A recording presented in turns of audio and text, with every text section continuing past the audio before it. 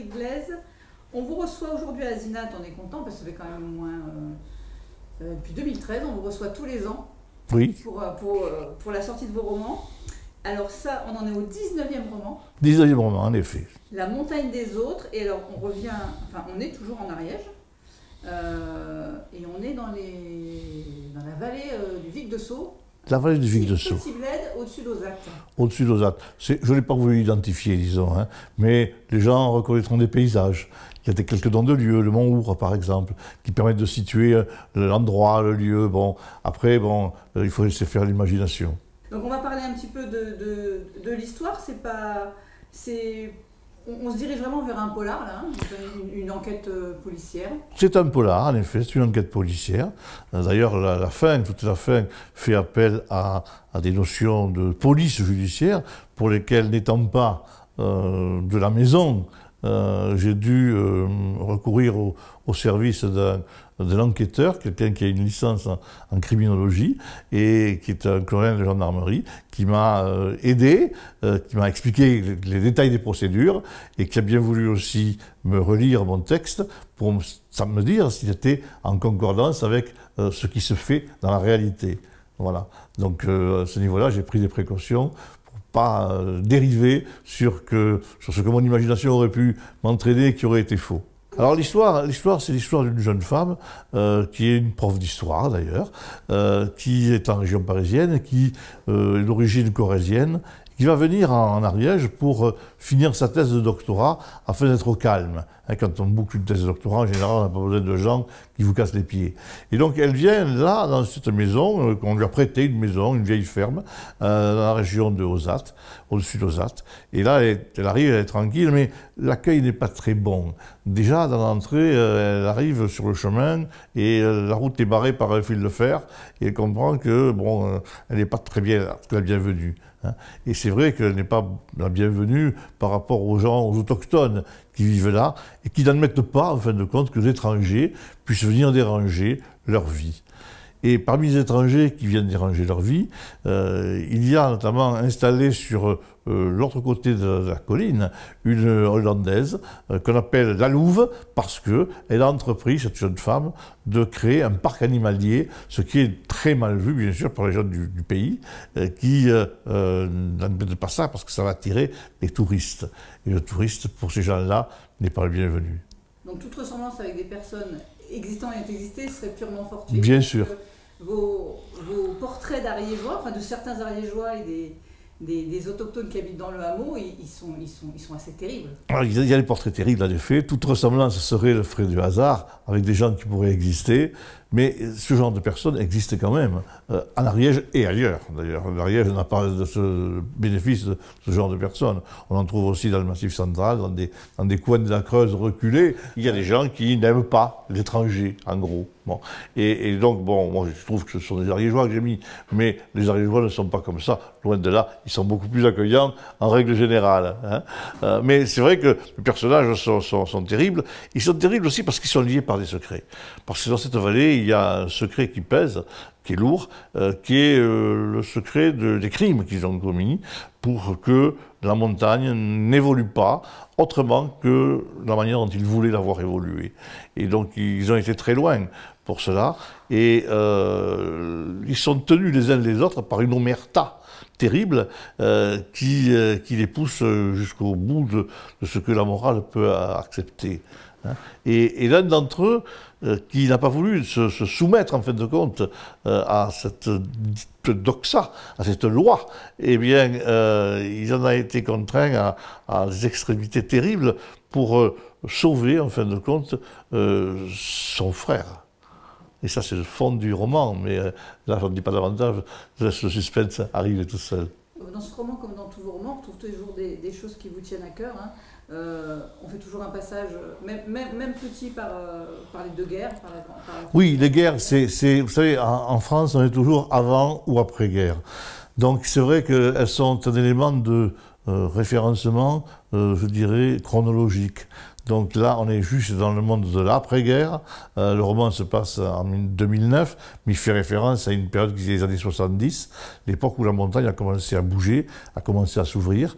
Et c'est l'époque où on a commencé de créer des stations de ski, notamment, à basse altitude. Et donc, on est juste dans cette après-guerre où c'est la fin des 30 Glorieuses, en fin de compte. Voilà. Donc on est chronologiquement parlant de cette période-là. Voilà. Mais le roman n'est pas un roman sur la guerre en lui-même, pas du tout. Bon, votre héroïne, elle est corrézienne. Elle est corrézienne, c'est un clin d'œil à ma belle famille. C'est vrai que bon, je connais bien la Corrèze. Hein, bon, donc j'en ai fait une corrézienne qui se transplante en Ariège, qui est un département qui ressemble beaucoup d'ailleurs, ça c'est beaucoup de ressemblances. Et j'en ai fait une historienne, étant moi-même dans une vie antérieure ancien prof d'histoire également. Voilà. Et professeur. Et professeur d'histoire, oui. On mange beaucoup aussi dans... On mange bien, on mange bien. On mange bien, c'est vrai que la nourriture fait partie des plaisirs de la vie. Et dans tous mes romans, d'ailleurs, j'ai toujours une côté gastronomique avec des recettes de cuisine, etc.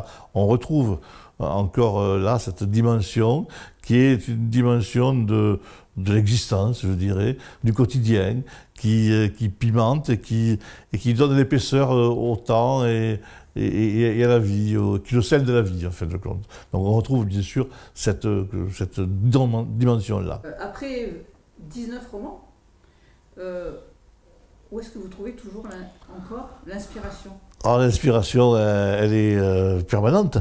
J'ai dans mon ordinateur, dans la mémoire de mon ordinateur, plusieurs encore dizaines de scénarios qui sont déjà établis, d'histoires, qui sont assez développés, détaillés, chapitrés.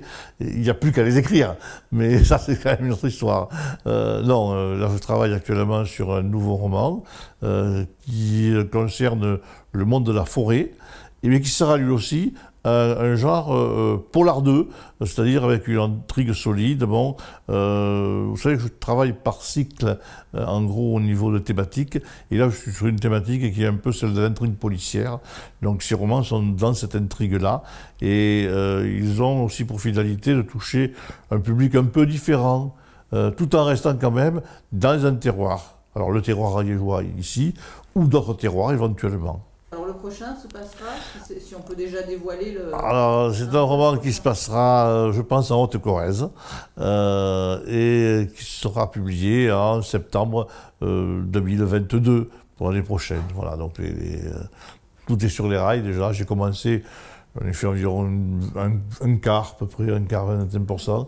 Et ma vitesse d'écriture est variable aussi selon les saisons.